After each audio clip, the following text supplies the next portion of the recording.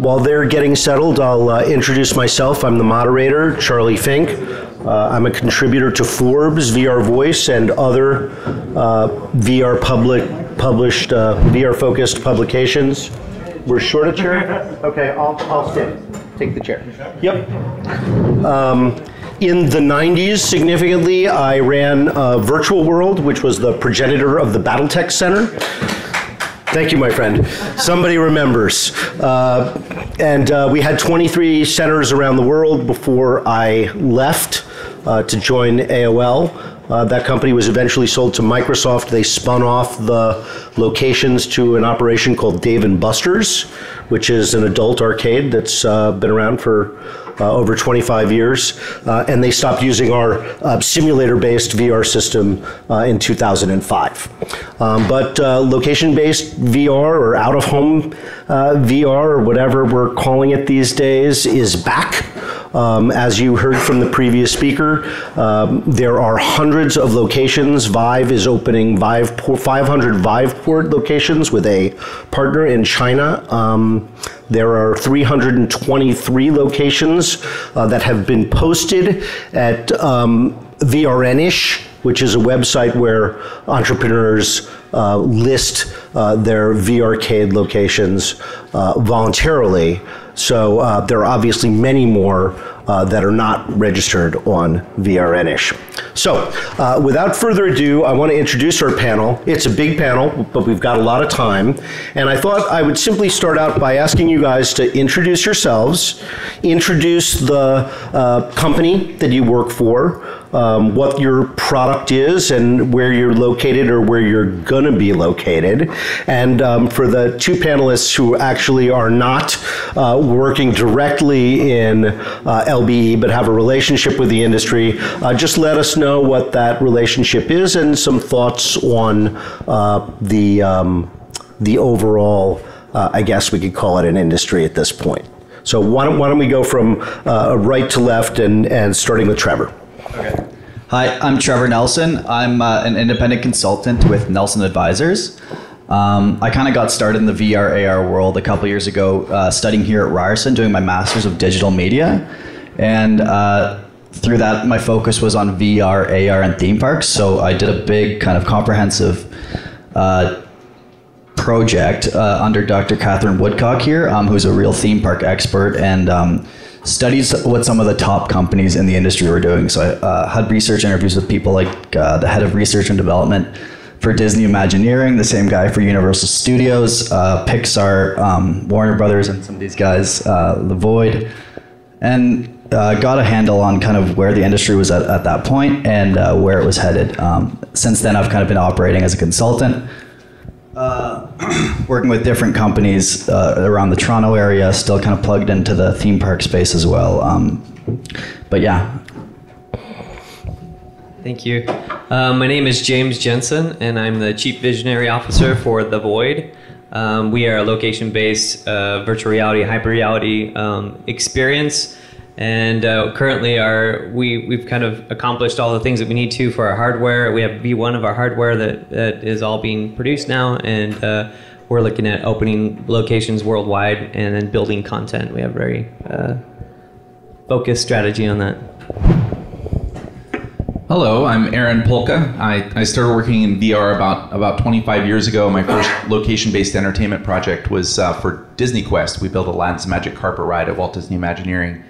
Now I'm the head of production at 2-Bit Circus, and we're building a micro amusement park in Los Angeles that includes but is not limited to virtual reality.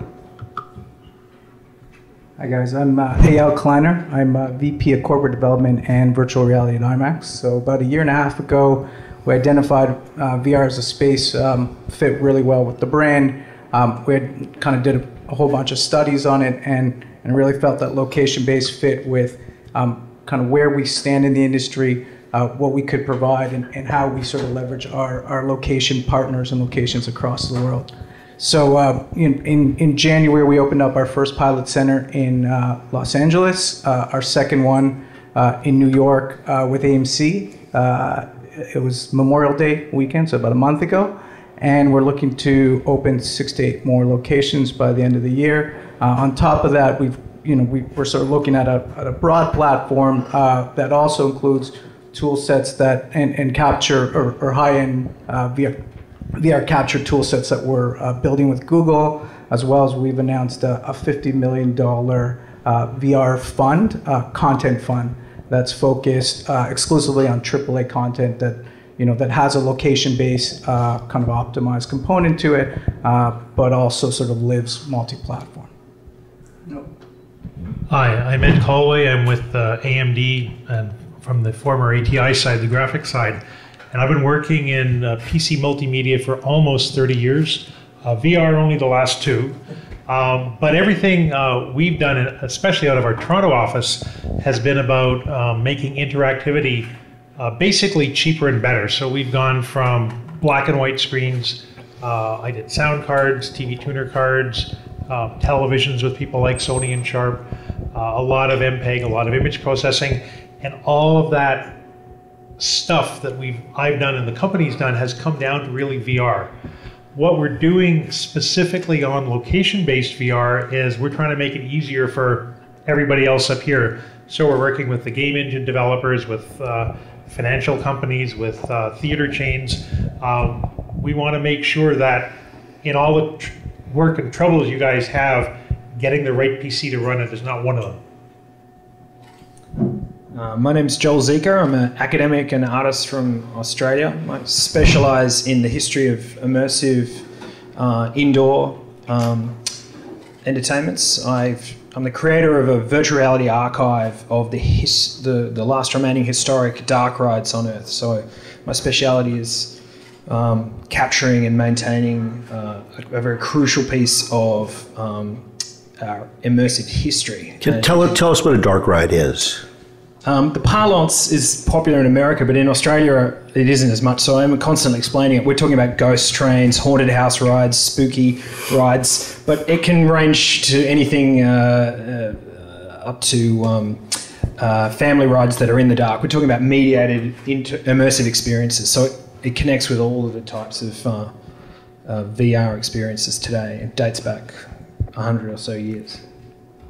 Great. So I'm going to throw out a few questions. I'll ask one person to get it started, but you other guys should chime in because I'm sure that everybody has a unique perspective on it. But I'll point this one at Eyal for a start. How big do you think this industry can get? How fast can it grow? And then the other question is, what kind of value can you create for investors? I mean, is the value in the retail operations or is it in software creation? So, be interested in IMAX's perspective because you're approaching it both from a hardware and a content perspective. Sure. So I think it can grow pretty big, and I think it's going to be the first leg, at least on the entertainment side, that's going to go quite big. I think Roy was just in here, and he's sort of a big proponent of the location-based industry, and especially China and Asia. Japan is definitely far ahead, but we're seeing North America and Europe really pick up. So from that perspective, I think we're probably in the fairly low barriers to entry in terms of cheap technology and just being able to get a space. You're going to see a lot. Now, I do think the business model is going to have to evolve. I think people are going to have to, it's going to get weeded out at a point. And I think we start seeing it a little bit in China, where they opened up, 3,000 of these, and a lot of them are struggling, and sort of the best survive. In terms of value for kind of where we see the value, I think the answer is we see it across the ecosystem. I think the experiences have to be unique, premium, and really warrant sort of people experiencing it at a home. But equally as important, we think, especially in the early days, as we've seen probably most of the people we've interacted with are new to VR, is that retail operations, that customer service, the wanting them to get back. And obviously a big component is how do you sort of increase efficiency of operations, minimize the amount of people, rely on scalability of software and hardware, and be able to scale it globally. Anybody else want to take that one on? I'd just like to add, I think from the visionary's perspective, the VR in general, how big is that going to be? That's pretty... Well, no, I mean specifically location-based VR. Location-based, well, even in location-based, I mean, I think we're so early to the table, we don't really know how big this is going to possibly be. But I can tell you from watching tens of thousands of people go through these experiences that they're experiencing something on a completely different level on reality. And so as far as location-based experiences go and the verticals that can get into, it's going to be massive. You talk about healthcare and education outside of entertainment, and it's just going to be a huge industry. And I don't think we can even conceive like how big that's going to be. So I did a series of articles on location-based VR for Forbes, and I was fortunate enough to visit Madame Tussauds in New York, which is a very unlikely location for a very fantastic experience, which is the Ghostbusters VR experience. And if you're in New York, I really urge you, even though it's a little pricey, to go check it out, because it is truly immersive VR where you are literally inside the movie. So, that was fantastic. I congratulate you guys. I think everybody who sees it will have their mind blown. And I really think, honestly, a lot of the content that we're talking about that's coming from the companies represented on this panel is going to be fantastic. I don't think the issue here is, do we have great content and great experiences? I think the issue is, can we get enough people in there and through there to make them economically viable?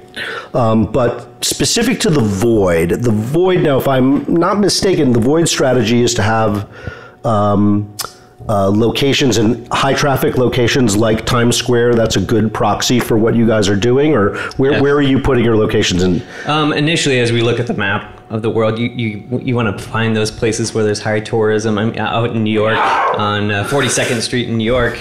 I think they had something like 80% of the people that walk in front of that building are brand new people they've never seen before.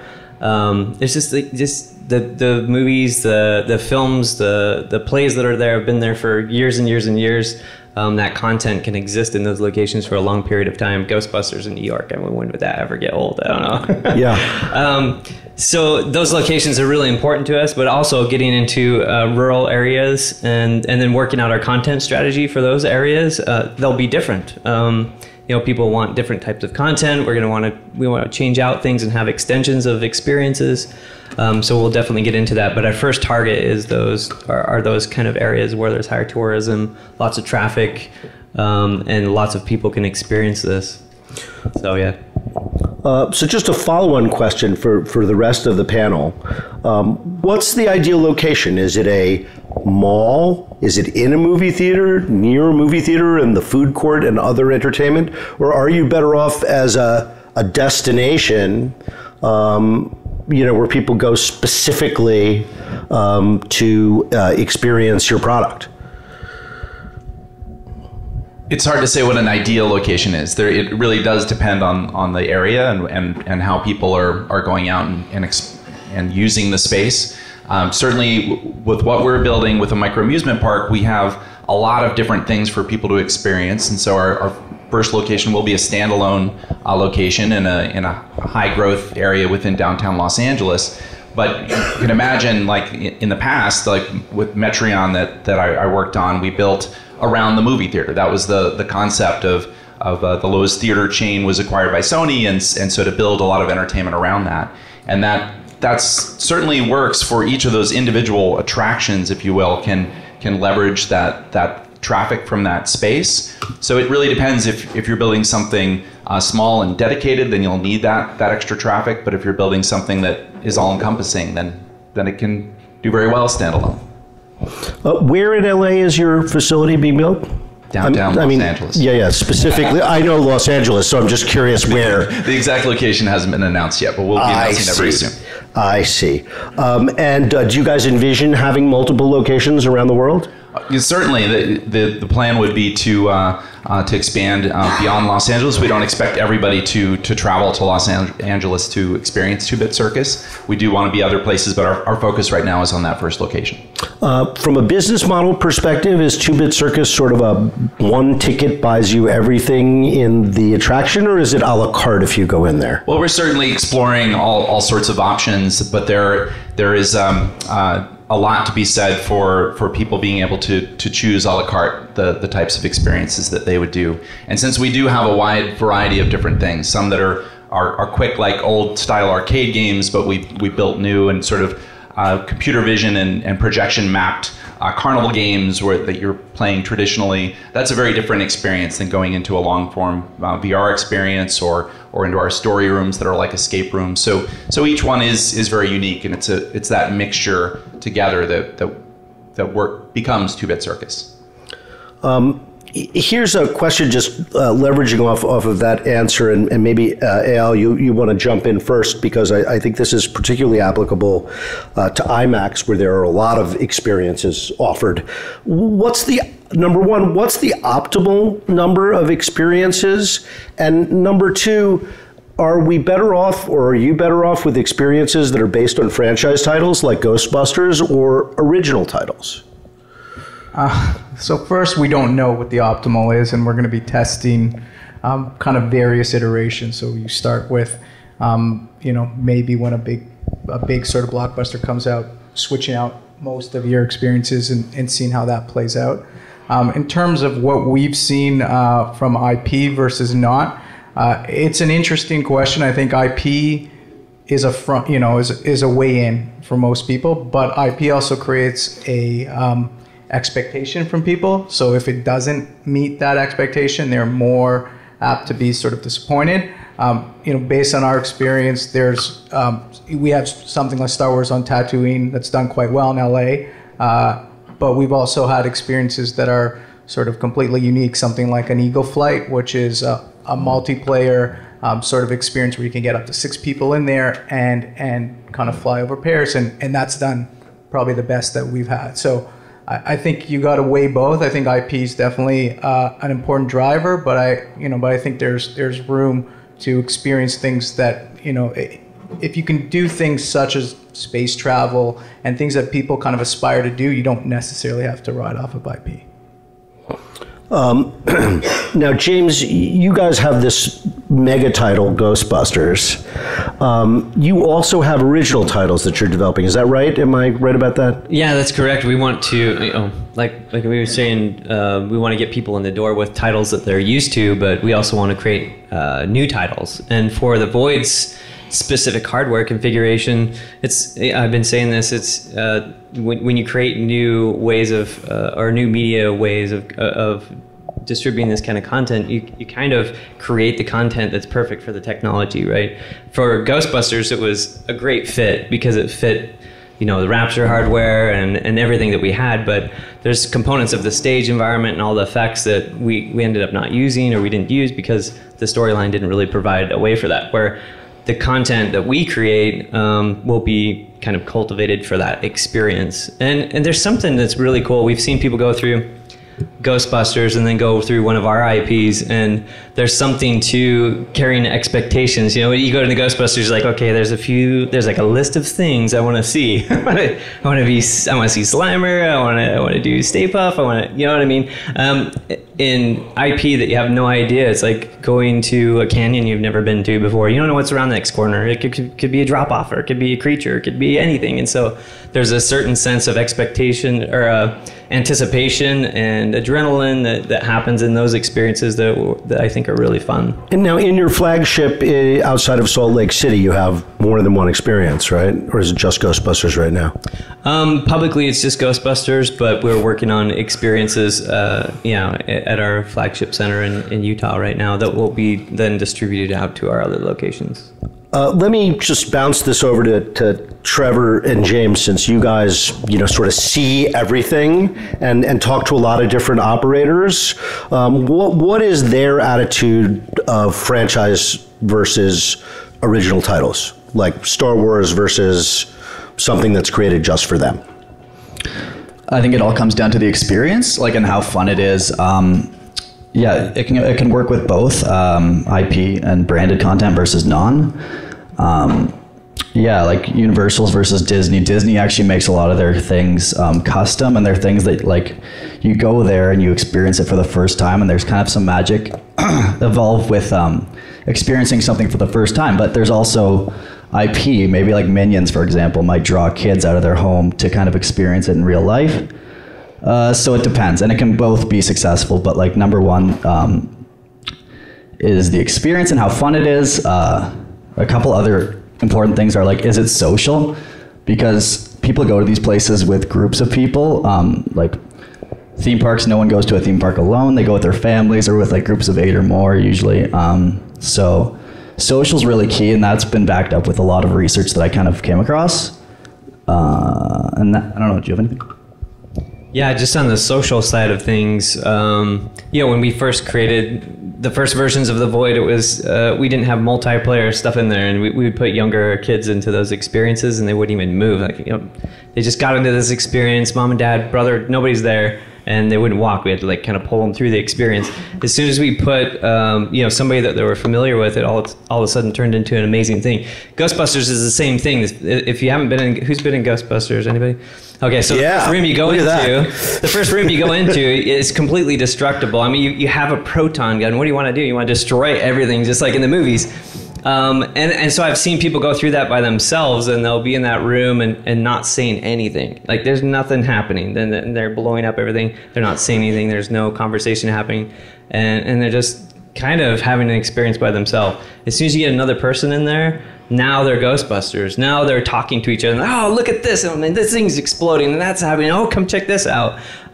They're sharing an experience. They're becoming characters in the story, and I think that's really critical for content creation, for at least for location-based entertainment. Getting people together. I always say I'd love to go to all the after parties or the dinner after to see what people are talking about. Mm-hmm. Like, I saw this and this happened and this was cool and we should go back and check it out again because there's this other way we could go. I think those would be fun, but that's really important. I just want to add that too. Ed, you want to weigh in on this one? Yeah, I think on a couple of things. First of all, on the locations. The good news is there's a lot of locations.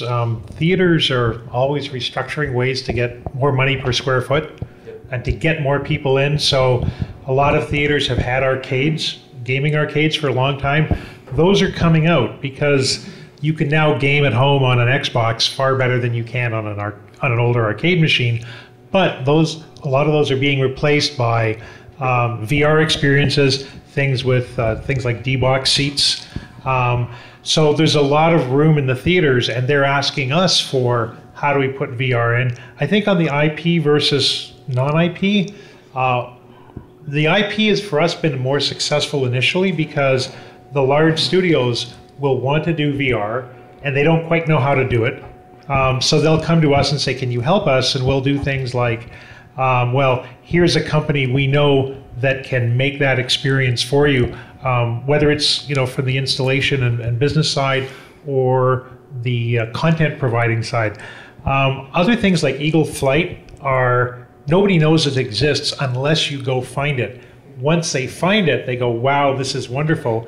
I can fly through Paris. And then you think of all the other places you want to fly because you've always wanted to fly. So I think that the good news is there are locations.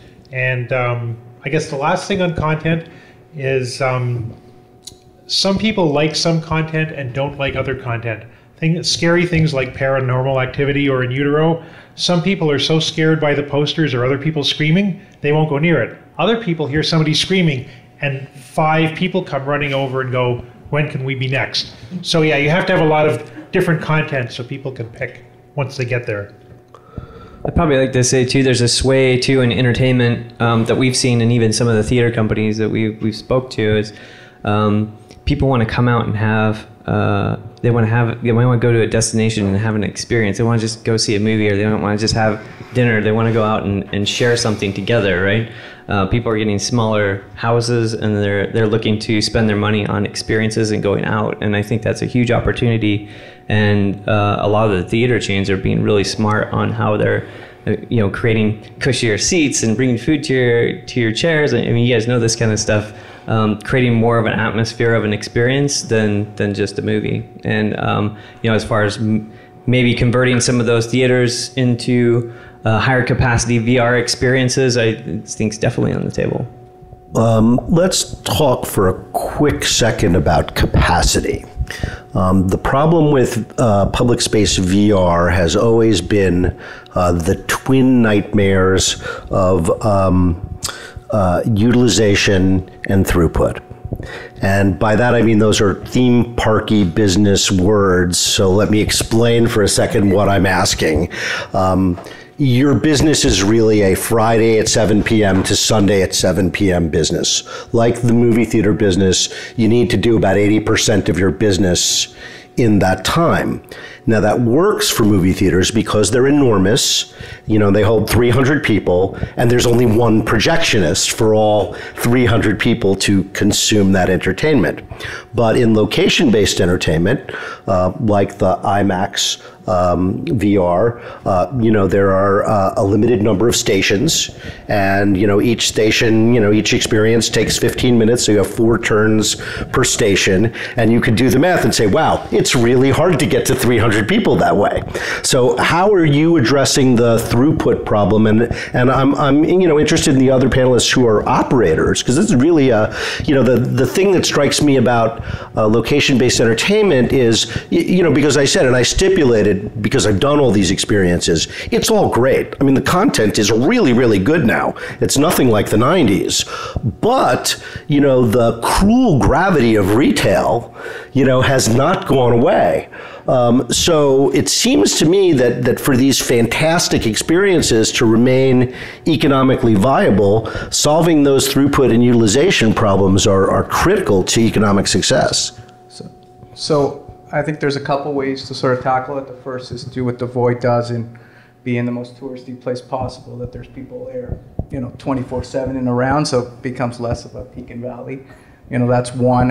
What we're exploring is so you're never going to solve the sort of, you're going to be sold out Friday to Sunday. Nice problem to have. How do you increase the utilization? In other days, I think there's, you start thinking in different use cases. I think, you know, the first most obvious one that we've had a lot of success with in LA is corporate functions, birthday parties, things of that nature. So you try and, you know, schedule those types of things in off days or off hours, and you know, you look at, you know, certain dynamic pricing around certain you know, school groups and other things like that to sort of drive traffic during the day.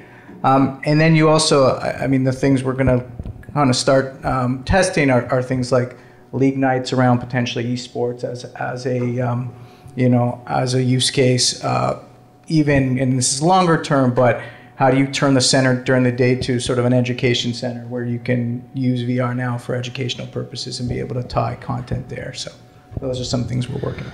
On the Void side, that is something that was considered from the very beginning. Like, this thing is down to seconds. You need to be able to get the equipment on an individual and off the individual, and it needs to be able to be really easily understood. There's a lot of people that are like, why did you build your own, why did you build your own this? And if you look at our HMD, all the components aren't Void technology, but there is the majority of that, but the design is completely Void technology. I can give that helmet to somebody or put that helmet on somebody, and it's a one unit. I don't have to figure out their visor and then figure out their IPG adjustment and then deal with the cables and then try to put headphones on top of their head and then see if the audio is going to work. It's all about getting that equipment on and having it automated. The audio levels in the Void, just some subtle things that I could probably talk about. I mean, just simple stuff like when a group comes out of the Void, well, where did the group like their audio? Did they like it high or did they like it low? Because the next person you put in doesn't like it high and it's going to blow their eardrums out.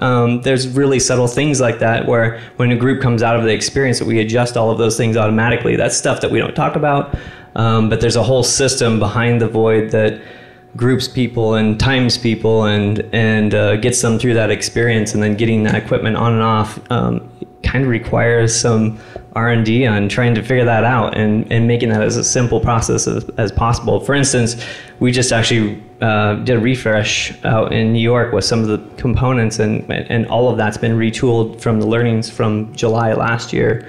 We actually launched with some prototype gear, and we retooled all that for our V1 version of our hardware, and that's been refreshed. But it's down to seconds, and automating the process. I think just one more thing to add is a lot of the discussions we have on our experiences moving forward are how do we remove individual here? Can we just have this automated? Can we have a talking head, or can we have an avatar that takes the position of an individual to teach them how to do something? And any of those places where you can save seconds and minutes, I mean, just save a whole minute is just money, right? Yeah, of course it is. So that's what it's down to. Yeah, in the theme park space, like they often have like kind of ride vehicles rolling through the kind of things, and they can handle throughputs. It's theoretical hourly capacity of like on the high end like 2,000 per hour, but like a lot of these VR coasters that kind of came out last year from this company Mac Rides were around like 900 per hour. So that's pretty high, and that's able to process a lot of people, and it's, you know, it's a VR experience, but sometimes it's like a mixed reality experience where it might not involve a headset. It might involve kind of different sort of like 3D screens around the dark ride, for example, stuff like that. Yeah, that's the point I want to make. So I think one thing we've seen on some of the people we've worked with is, I'm glad to see here you're doing your own headset, because most headsets seem to be designed for 25-year-old males with brush cuts, and they're agnostics. So if you have a ponytail, if you have big hair, if you have any kind of religious hat, if you have a toupee, Glasses, all of those things, I've seen people like try to take it off, their toupee starts lifting and they panic. So, you know, anything that makes better head mount design than we've got is great. Even to the point is, I think you were saying that not all VR needs to be with a head mount display.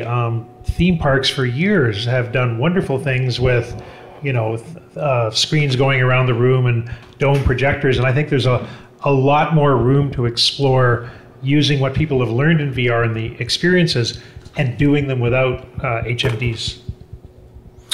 Definitely, being efficient operationally is hugely important to keep that throughput up. And it's also about what people are doing when they're not in that VR experience.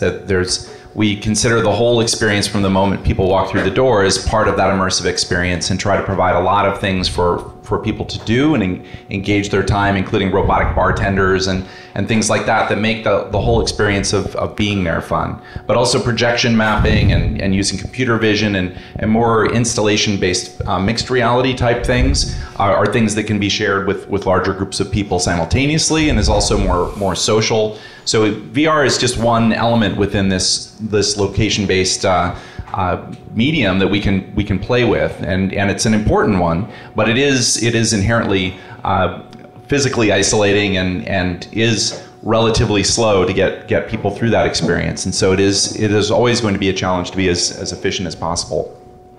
So just to pivot a little bit to Joel, who has a very, very unique mission, and I just want to understand how you productize. Well, first of all, I think it's a fantastic obsession to try and document this.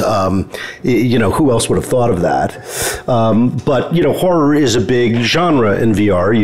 You know, people can sneak up behind you. The whole concept of off-screen space, which is a fundamental cinematic concept, is transformed radically. So I'm interested in how your quest gets productized, right? You've got documented all these dark rides. Can I experience them in VR? Where are you going with that? Yes, I mean, the evolution in user-end VR has obviously helped me, but so yeah, you can go directly to the darkrideproject.com right now and chuck it on your phone. But in terms of location, but some of my thoughts over the last couple of minutes, what our project does is it goes to these places where a lot of these ideas were flushed out. And I know that 2-Bit Circus is an homage to traditional ideas, and there's probably elements of the amusement park in each of these location-based ideas. I think that the thing that's going to come home to roost that's interesting, and could be a bad thing, but it's what Charlie finished your talk on this morning, which is how do we address accessibility in terms of location-based kind of ideas. And what we're doing is traveling to these locations to capture them in virtual reality, albeit at a much lower budgetary level than these. Now, you're talking about, I assume, 360 video, or are you talking about photogrammetry? 360 video. So we capture as a documentary device the last remaining examples of turn of the century haunted amusements. But where it actually does connect with the kind of the contemporary location-based experience, which is an acronym I had to look up when I was placed on this panel, so I apologize, but I understand what the words mean.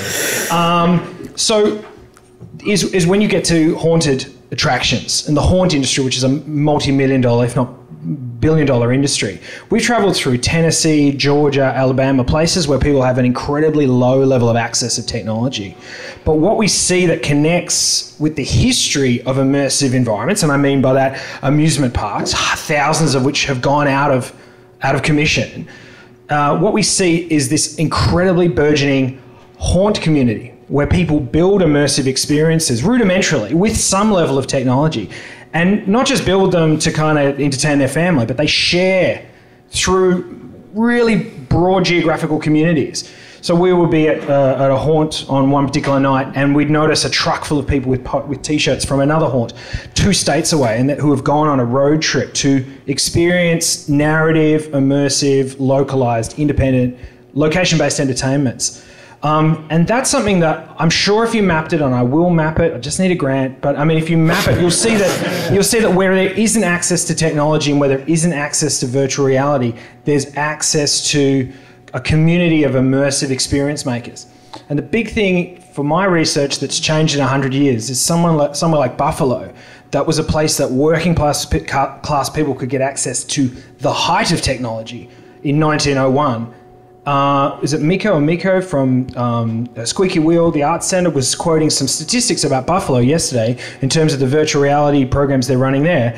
And it's one of the least places that's hardest to access virtual reality and online technology. It's one of the lowest socioeconomic. And that's just tells you a lot about what has happened in this field in 100 years. And I guess the technology is great. And I'd like to know how we can empower people to build small level, interactive, communicative devices so that they can build shareable pieces of content to continue that tradition, because they're doing it. They're just not doing it with virtual reality or the internet or anything like that. Actually, let me just throw out a little correction on that. There are far more VR centers popping up legally and illegally in neighborhoods all over the United States. I personally believe there are thousands. I've only found hundreds, but it's very easy today for someone to go out and buy a $1,500 gaming computer and a $700 Vive and set up a gaming center, usually in some crappy little storefront that didn't cost them that much money. And it's operated by actually the owner, and their business is kids after school and on the weekend. Mom and pop. Mom and pop. And that is, the people on this panel are very high level, corporate, venture-backed companies that have resources. But a lot of the VRcades that you're going to see popping up across the country, especially in places like Buffalo, where the Void and IMAX are probably not going to be next week. Entrepreneurs are going to rush in and fill the void. And there's actually Thank you. I planned that. Entrepreneurs are going to rush in to meet that pent-up demand for virtual reality. So, I think it relates to what Joel is saying, because that is, in a way, people used to set up these haunted houses, haunted hayrides. They would charge people $5 to go through them. It's a common church fundraiser around Halloween to do Hell House. Yeah, it's huge. Hell House is huge. Do you guys know what Hell House is? It's you walk through the usually it's the community center, and they put overturned cars and they build hospital rooms, and each one represents the wages of sin. And they're quite elaborate, some of them. They reassemble cars and rooms, and these are just individuals pitching in to essentially put on a show. And it's quite immersive and it's terrifying. Yeah, and it's terrifying, and they make quite a bit of money from it. But it's all in these little places that, none of us who live in New York, Toronto, Los Angeles, San Francisco are really ever going to go. It's Trump country, so to speak. But these little VRcades are going to be taken as a whole, even though each little one of them is really, making a couple of $1,000s a week, which is, nothing compared to the corporate facilities. But still, taken as a whole, there could be thousands or even tens of thousands of these in the United States in a couple of years. Yeah, and I think if we look at the way people use YouTube, there's some really great writing out there about the connection between the YouTube community and the way amusement parks used to work. And so, because it isn't necessarily about high quality experiences, it's about voyeurism of the you were saying it earlier about sharing experiences. YouTube isn't so much about good experiences, it's about watching someone else doing something, and that's what an amusement park is. And I think I'm not saying there's not being addressed. I don't mean to steer the debate away. I think it's an integral part of all of this is watching other people doing something and sharing that. Yeah, I'd just like to add on what I've seen on these little mom and pops. I buy a Vive system and go set up at the mall. Is they kind of like come up and then go away. If you look out in China, they're kind of ahead of that. So everybody's like, hey, I have this great idea. Let's open this VR place and put the problem is there's misconceptions of how it actually work, because it does come down to seconds of getting people in that gear and out of the gear. And unfortunately, the consumer level products that are out there are really hard to make that work unless you scale them up massive, right? And even then, it's tough to get people in and out of that gear. And so that it is a thing that is going to happen. But a mom and pop shop that buys 2 or 3 of these things and goes out to the mall, I personally think that's short lived, and I've seen it happen over and over, even in my homestay where they set these things up and then they just kind of fade out, because they'll get a group of people to come in and say this is amazing, but then it just doesn't sustain because they can't either pay for the rent because there's not enough throughput to pay for the bills, or there's just not enough people in the location. I don't know. It's just, I think it's a misconception to say that you can just go out and do this. And that's some of the things that we kind of have to battle, because people go out and have a subpar experience and saying, I did VR, and but they didn't really get to experience like what a true location-based VR experience could be with friends, right? And so those are some of the things that we have to deal with on a marketing side of like, yes, we know what that is. This is different. So I don't know. It's interesting that you brought up marketing, because that actually is my next question, right? So all of these locations, including the IMAX locations, are really the only locations in their market. So let's take the Kips Bay location that just opened in Manhattan. I mean, even if you had 30 of them in Manhattan, it would be very, very expensive to market them. So what typically happens, and I'm not saying this has happened with IMAX, but this is my experience. There's a lot of pent-up demand and a lot of interest. So the press people come out, they write about your place. It's great. It's fantastic. It's unbelievably cool. People hear about it. Technology people hear about it on the internet and through social media, and they come and they spend their pent-up demand. Now it's 6 months later. Okay, you've had a fantastic opening, you've made a lot of money, it's 6 months later, and there are fewer of those people. So now you've got to get new people, and you don't have the benefit of being new, you don't have the benefit of people falling all over themselves to write about you. So how do you market then? What's the strategy? Anybody? Seeing as I have nothing to do with it, I'll jump in. Please. I think look at things like video arcades over many decades. You go into a video arcade now, there's always a Miss Pac-Man. And then there's other stuff that rotates. And I think with VR, it's going to be similar. The gee whiz, here's 5 minutes stuff will fade. But there will be games, I think, that people will come back to over and over. And there will be other stuff you have to rotate through. So I don't see that as a permanent problem, but it does rely on people going, having a good time, and telling their friends. I think so. We're dealing. I mean, New York's pretty early, but in LA, we've been open since January, and I think what a couple ways we're tackling, and we've actually seen the last sort of month and a half actually a growth, probably 20 to 30% growth in users, and I think part of it is marketing to your. So we have probably about 25 to 30,000 people that have come through over the 5 to 6 months. So if they had a great experience, there's ways to market to them and get them back, and that's refreshing content, etc.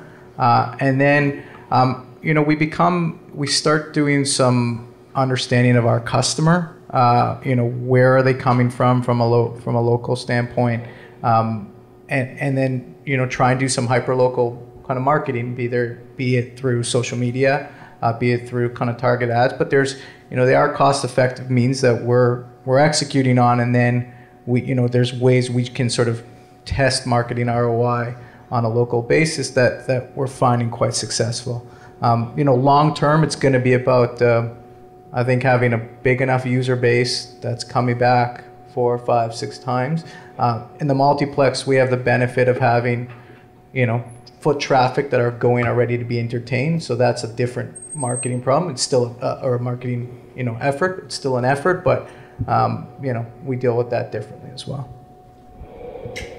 It is about having that mixture of content that is repeatable, and people will come and do it over and over again in a social context, and bringing along different groups of friends themselves. In addition to hyper-local targeted marketing is beneficial, but then that rotating content, Two Bit Circus has always been an experimental company, and so there's a certain portion of the space that we absolutely will keep experimental and rotating, and so there will always be new things to excite people when they come in, and to market as well. And some of those will have to be sort of flagship experiences, and just like a theme park, when they have a new ride at Disneyland, they make sure everybody knows about that, both repeat customers and new people coming in from out of town. So it's got to be that combination of things. There's no one magic.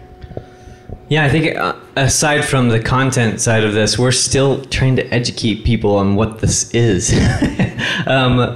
All the time we get this, it's really hard to explain what the Void is. Right, well, you've got an additional challenge because you're doing free roam VR. It really isn't. It gets complicated too. Yeah. Every time I see like a cardboard thing, and this is VR, and it's got like VR on it in the gift shop. Right, exactly. I'm like, oh man, VR everything. That's a person I got to convert someday. I think we're still educating people on what this is, even VR. Like, we're still educating people what VR is, and so we've done changes inside of our experience, even at Madame Tussauds, where they go through the experience, and now we're bringing stuff kind of down into the lobby area and introducing new media pieces and trying to educate the customer before they buy a ticket. What are they buying? I've heard of this VR thing, this hyper reality. What is that? I need to know what that is. And I think we're still trying to figure out what the standards are for that. And, if you watch a movie trailer, there's obviously a standard. There's like the deep voice guy, and there's this plot line, and this is how you tell the characters, right?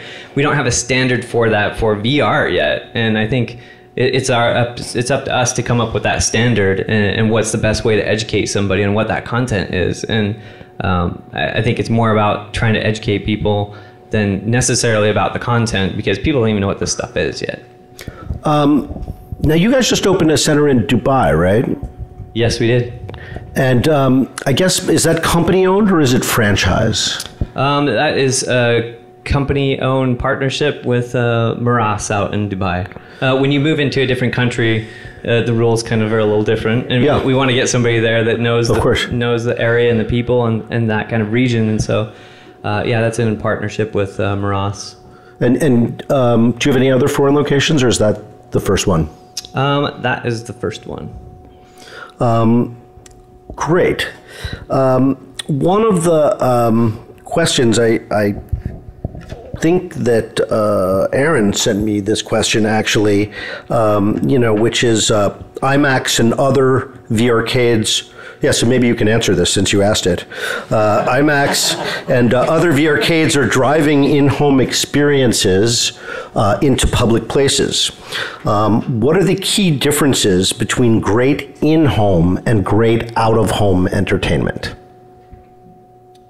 Well, I was hoping everybody else would answer that. No, but I'm happy to take a stab. I think that that's the kind of content. I think my point was that's the kind of content that's available now, and obviously even IMAX has some content that's been specifically isn't available in home. But since there is a lot of that content, it's natural that we'll see that in a lot of VR arcades. But it's not always the right fit for an out-of-home experience. A lot of things that, depending on what people are doing, if you're out with friends, you don't have a lot of time to read a lot of instructions and get up to speed with a sort of slow narrative introduction to an experience. It tends to be something you want to dip into and experience quickly. And that's but then be repeatable. And I think that in-home experiences can have a much longer ramp up. They can have much more complicated introductions and instructions and control systems for people to learn. And in general, that just doesn't work in an out-of-home environment. You need something that people can just pick up and go. And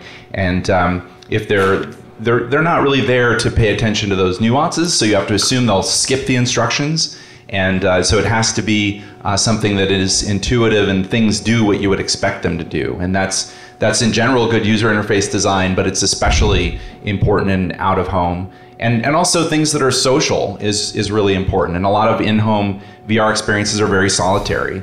But experiences that are social allow a group of friends to get together, like the Void, is really a different kind of magic and something that keeps that group together, that have gone out to have some drinks and have fun together, to not all of a sudden be shut off and isolated is really important.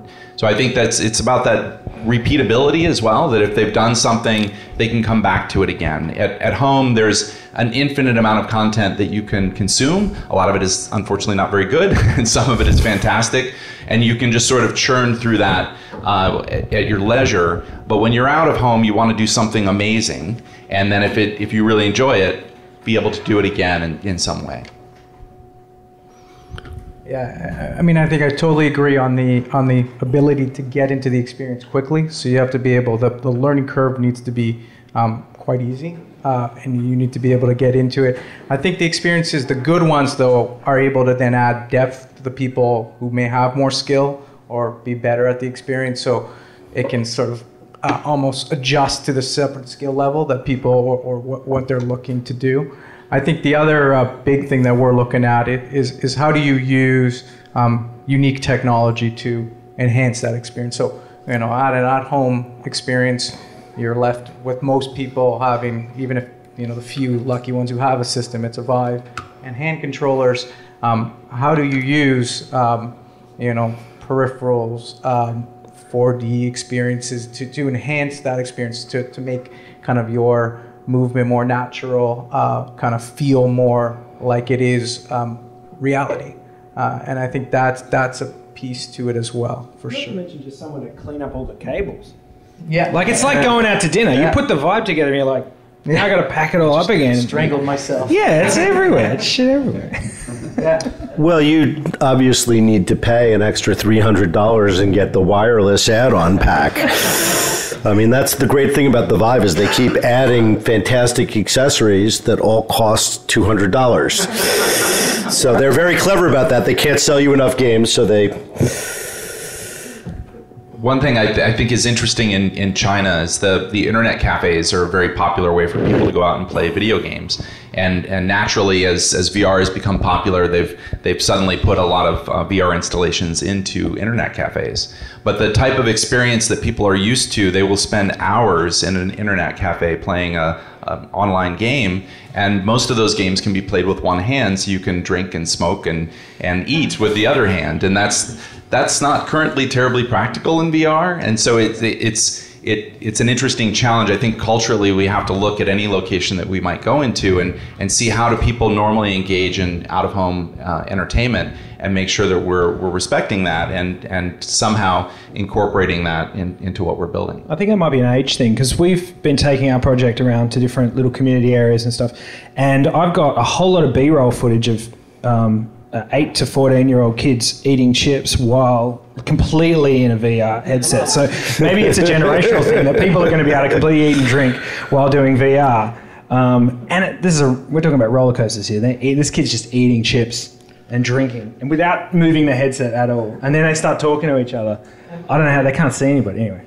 So maybe the youngsters. I don't think we should have had 8-year-olds on it. But anyway, I'm not regulated. Along those lines, let me just add that this notion that we're going to introduce VR into bars is somehow counterintuitive to me. I just don't know after 2 drinks how many people are going to really enjoy that experience, but maybe they do. There's a nightclub that just opened in New York, and I mention it because they have a slightly different business model. It's called VR World.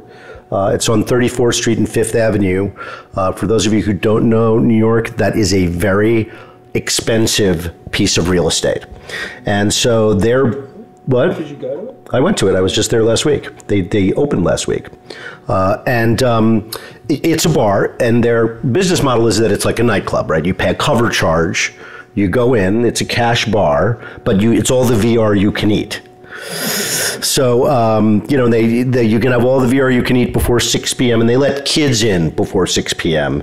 and you pay $30 and you can have all the VR you can eat. And then during the night when they're serving alcohol, the cover charge is higher. So that's their strategy.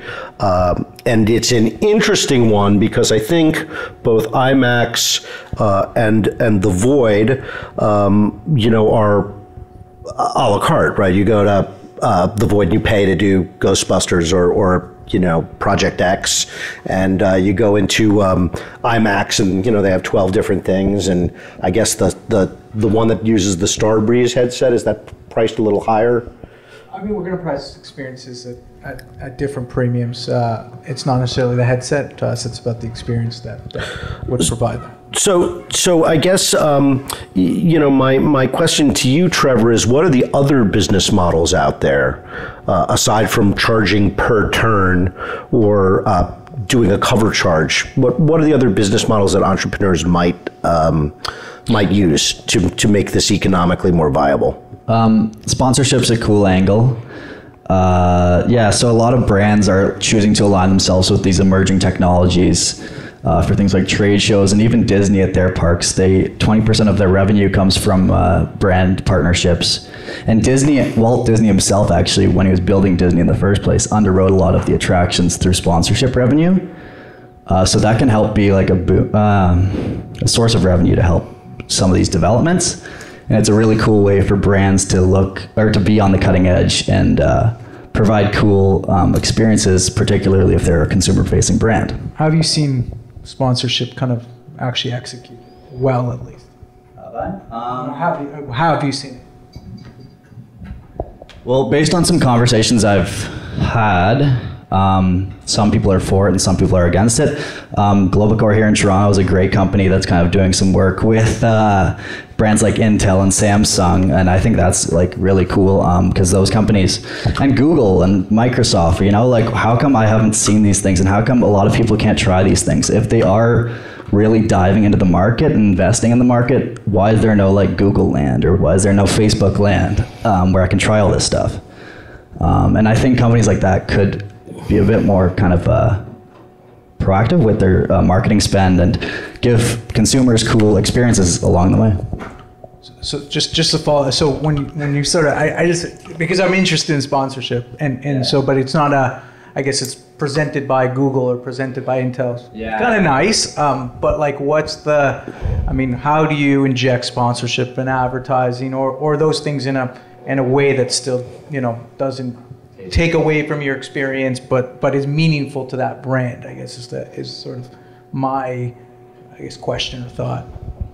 Maybe not having it too invasive, but having the experience be intrinsically really fun, based on a really cool game mechanic, and it should be social. These things are important. It just needs to be fun. I have seen presented by Chevy, for example, Tron in Disney Shanghai is presented by Chevy. I think that's tasteful. It's kind of gets a lot of impressions, and marketers are doing all sorts of different things with their marketing spends. So this is just one of those in the bag of tricks, I guess, and it's I think a cooler one than some of the other options, banner ads or whatever. Is the inference that it's not being done enough, though? It's not like the big companies investing in the VR AR market. I feel like they're not investing enough marketing to get people trying it, like activations at malls, at movie theaters, these types of things. I think it's an underserved market at this point. Well, how does it work if you're Samsung or if you've Google and you've got a product? I mean, how would that? Is there a conflict of interest because you guys are developing your own technology, you're trying to distract people from the technology and get them into the experience, and then you're saying, it'd be great to align people with the technology, and all these things are kind of colliding a little bit. It's a good point. I mean, you want to get them out of home. They're trying to sell the technology in home. I think it's probably, to me, it's actually not the brands necessarily that are selling the headsets. It's brands that want to align themselves with being cool. the question is how do you make it cool? I mean, is it an in-headset experience that ties to their brand? Be it I've seen a cool Audi thing where they almost like they allow you to create you go in a sandbox and you create your sort of like track, and the Kinect cameras film it, and they create a three-dimensional kind of track that you then put on the headset and kind of drive your Audi through. I mean, to me that's cool. But some other stuff that feels too much like advertising, I think, it kind of detracts from that. So yeah, like at North by Northeast this weekend, there was a car company that did an activation, and for example, it was not interactive. It was kind of like almost like a 360 video, and to me, that wasn't really doing the medium justice. I think it needs to be social. It needs to be interactive. It needs to be something that after the people have finished it, like they all like mutually agree that was really fun. Otherwise, it's almost not worth doing, in my opinion. Great. So I think if we can. Oh, sorry. Is there a Q&A at the end, or can I just ask a question right on the fly and interject on something I think is very important? Sure, go ahead. Okay, I think one thing that's really hasn't been discussed is the real money is the pipeline of developers in getting their stuff licensed into these arcades right away in the back end, and the distribution of that revenue afterwards. Isn't that where the real money is? And that's kind of what Port Arcade is trying to do. And it doesn't matter if a mom or pop comes or IMAX or whatever. I mean, you now are opened up to as a developer, you're opened up to everything. And if I come up with a really cool experience, whether it uses motion-based tactile, whatever, olfactory, and then I can get it to these guys to the next level, then, I'm in that pipe. Isn't that really where the money is that back end? And in China, they're building that back end, not just Vive, there's other companies. And it's not talked about much over here, but isn't that really where all the money is? Like it's billions.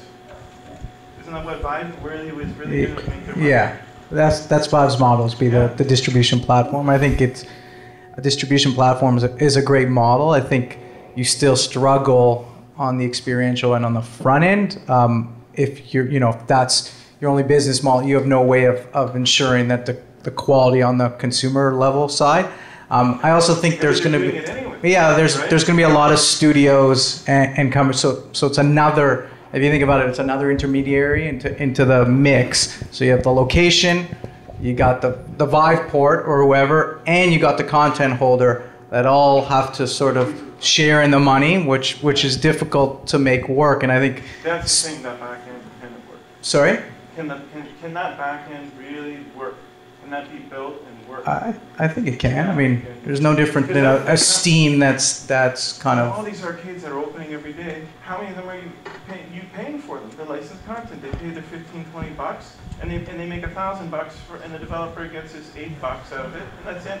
There is a problem with a lot of these, as you mentioned, these pop-up arcades that are not licensed, and they're not properly paying the content developers for the work that they're doing, and that's really unfair to the developers, and it's not a sustainable model for anybody. And there are, as you mentioned, by Port Arcade, there are other companies that are building those sorts of arcade backends, and that's an important piece. But then there are some of these things that are more specialized or custom that isn't as easy as just downloading a predefined piece of content that requires more partnership and working together for a location-based entertainment experience to be successful. And so I think both of those sort of unique activations and more commodity type development is important for the whole ecosystem of VR arcades to be successful. There needs to be a bit of both, but certainly there should not be any more of people just downloading Steam games and paying $15 and then charging people for it. It's not fair at all, and unfortunately those don't tend to succeed. If that's their model, they haven't really thought it through. That there's a lot of work, as James was saying, that there's a hyper efficient operations you've got to be thinking about, and if you're just thinking you can just steal things, it's not a good business plan.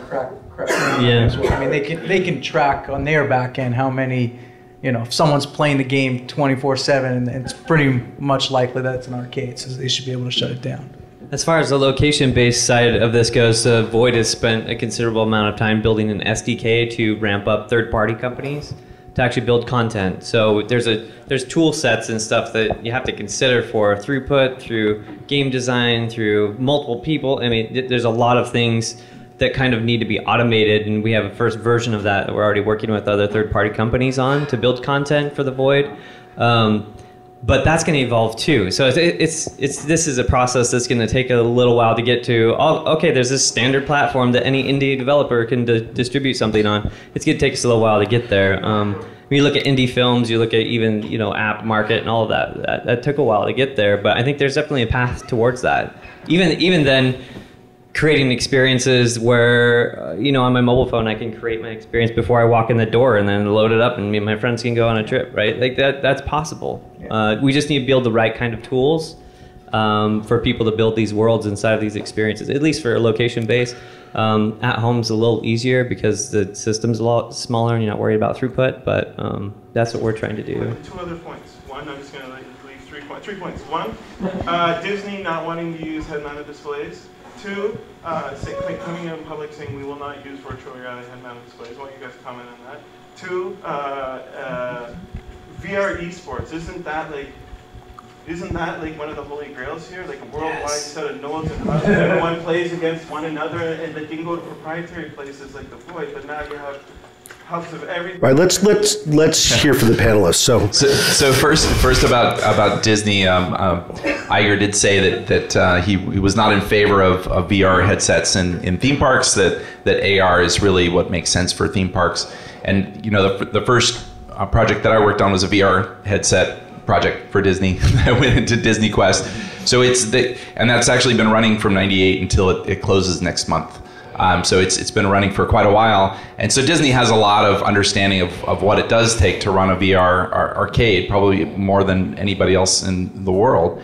But it's if you look overall at the amusement industry that Disney is in, the scale and the amount of throughput that they need, you can see that it doesn't have the same throughput that major attractions do at Disneyland. But if you look at something like the new Pirates of the Caribbean ride that they built for Shanghai, they're absolutely using virtual reality technology. They're using projection. They're using immersive experience, mixed reality experiences mixed in with physical rides and attractions. So is there virtual reality there? It just becomes semantics about what you mean. If headset, no, they don't have headset experiences going to the parks, but they absolutely are using that technology. It's very clever what they're doing with some of that projection technology and ride vehicles that goes beyond just throwing something up on a screen.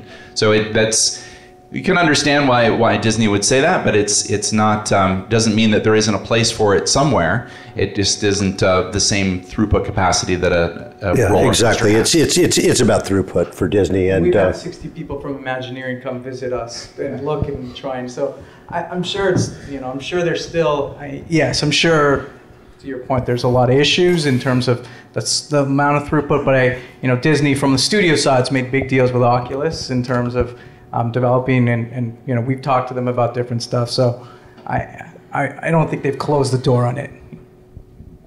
I think it's also there's other business models that are suspension between the movie and then going to the park. They want to keep their audience engaged, right? As well as a lot of other content creators in between different types of things.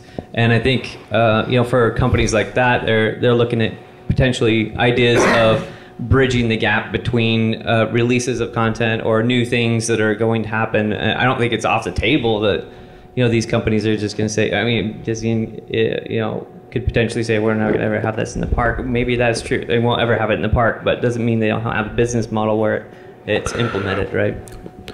I would just add, the gentleman asked about esports.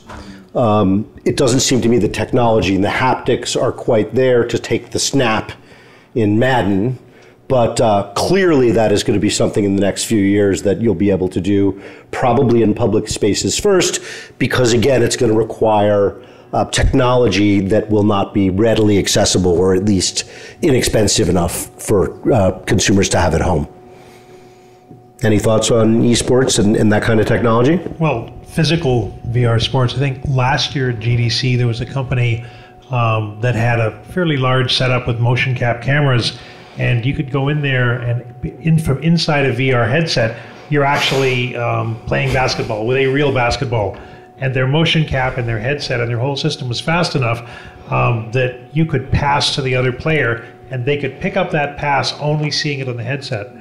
On the other kinds of esports where you're watching other people game, at GDC this year, there was a company that had a whole setup for a theater where it could be set up as a theater or some of the seats fold down and esport consoles come up so you can have the gamers and then have people watching. So it's definitely coming. Yeah. There's companies lining up to be sort of the Twitch of VR. Yeah. Sliver.tv and yeah. Alt Spaces, and everyone is sort of in that. So I can imagine that it's going to be massive. So this has been a great panel. We've got a few minutes left. I think we all could keep talking about this for hours. Are there other questions from the audience? Anybody want to? Yeah. Something I think about a lot in relation to sponsorship and advertising opportunities. I mean, traditional models with the TV, that's where the blood comes from. And I feel that because they feel there aren't enough eyeballs yet, they're not ready to get involved.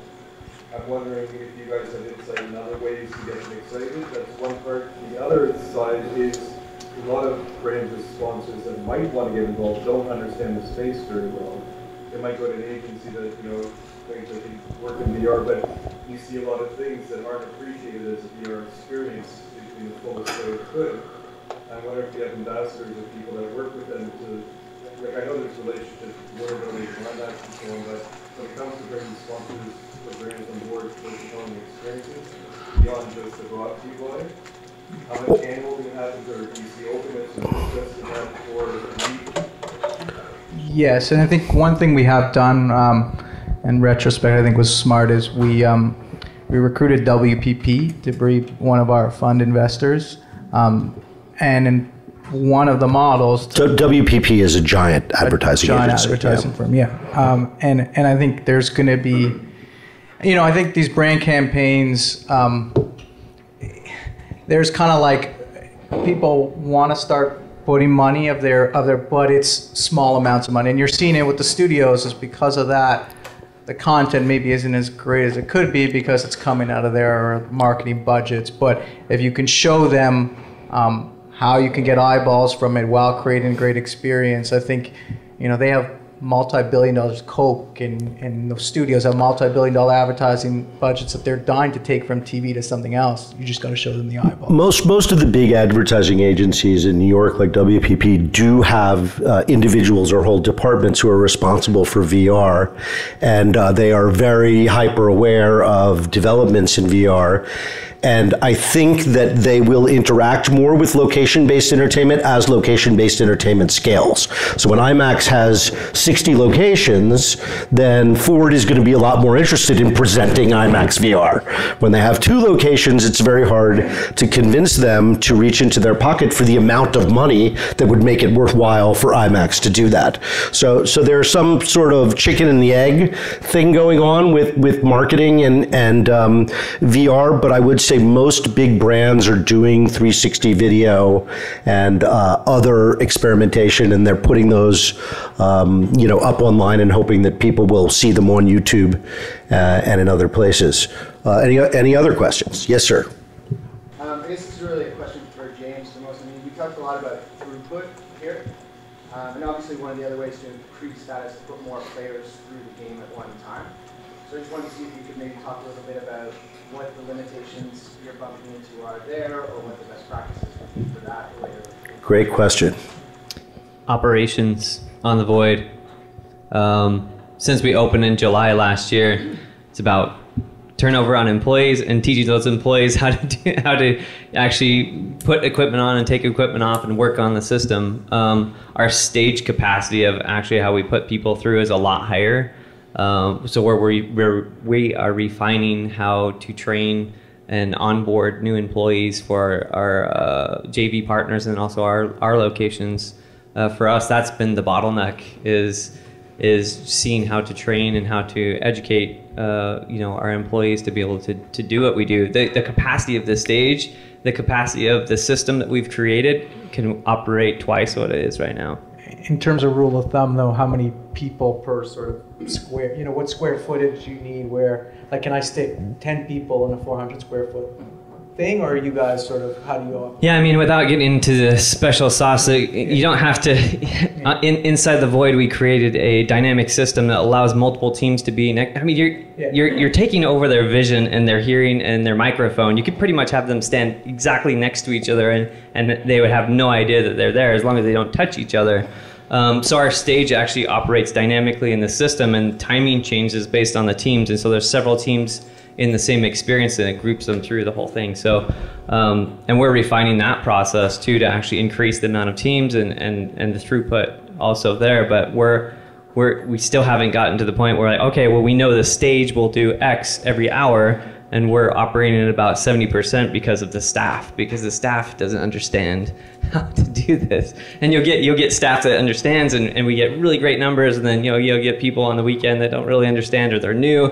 Some guy came in, and it kind of drops down again. And so it's about creating tools, especially as we're looking at expanding worldwide now. It's like, okay, so we can do this at home, and we can kind of do this in New York, but how do we do this in China? How do we do this in Dubai, and then how do we train those people? And then we train them, and then half of their staff leaves, and then we got to train the new staff. What kind of tools do they need? What kind of videos? What kind of systems do they need so they can get up to speed on how to run the system? So that's where the bottleneck is for us, at least. Yeah. Teach them in VR. Pardon? Right? That's good suggestion. Yes, this gentleman here. You guys are such a new media. How do we begin to measure patients' workflow from healthcare? From a consumer experience, what are the metrics, or what's best practice in this area?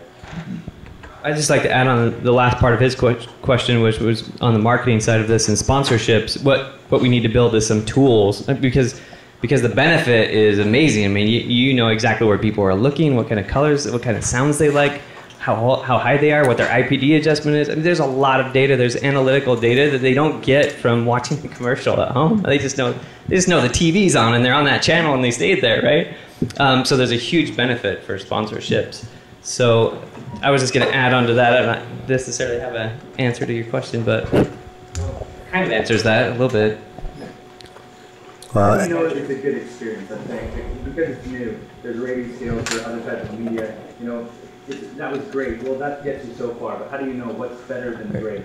It may be archaic, but we do surveying of our actual. Yeah, survey and review, and reviews. And we look at repeatability. How many people are coming back? Did you have something to say about this question? It looked like you wanted to. One of the cool things I uncovered in my research is the power to unlock, or the potential to unlock, mobile AR technology in some of these theme park or movie going experiences, and the ability for mobile applications to maybe measure some of those things like how much people enjoyed an experience, but it can also do things like unlock experiences around the park. For example, Disney's done some really cool pilot projects with mobile. We were talking about this cool one last night. I think you can talk about it better, but it's a ghost experience. Do you want to quickly? Disney did a thing called the Ghost Post, and it was an experiment that just won an award at the Themed Entertainment Association recently, where they actually have people have a mobile app, and they get things in the mail that then activate things. When they do those things in the mobile app, it unlocks things that's then detected over Bluetooth LE when you come into the theme park, and different things happen in spaces where otherwise normal guests wouldn't see anything happening. Suddenly this ghostly things appear, and the ride vehicles have unique audio for each guest, so that they can actually send messages specifically to you after you've done something in this experience, and then that changes from month to month. And those kinds of experiences are really exciting when you can engage people both when they do come to the facility, but then when they go home, and give them a reason to come back, and things change. That's a very exciting thing to explore. The other thing I might add is this company in the UK called Holovis did this thing with Cedar Fair parks called the Battle for Cedar Point, and it was a park-based AR mobile app that kind of would unlock little animations around the park when you kind of pointed your phone at different things, and allowed it to be gamified. And it also allowed for people to be redistributed around the park, which kind of helped with things like lines and kind of smooth operations of a theme park, which is pretty important. So that's another benefit of mobile. For current cell phones, of course, they're not really AR enabled with multi camera depth sensing, what they use is something called marker AR. So they see a marker, usually something like that looks like sort of like a QR code often, and that activates the app to show digital images over the real world. All right, we got time for one last question. Anybody? Yes, sir. Large-scale interactions. What's your solution? How large? Thousands.